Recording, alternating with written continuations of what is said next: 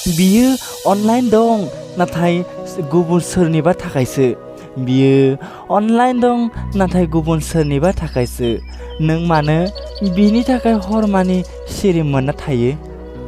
बेयाव साननै सोरजोंबा रायज्लायनो मोना जायो। गुबुन सानखालि नामखौनो बावगारसै। मा एसे अन्थावना माथोलै। बिब्दि समावबो उन्दै समनि मोजां मोननायनि बाथ्रा रायज्लायो। आरो बेयो बै समाव जेराव नोंनि नाम्बार सेभ खालामना मानसिया महरखौ बावगारलाङो।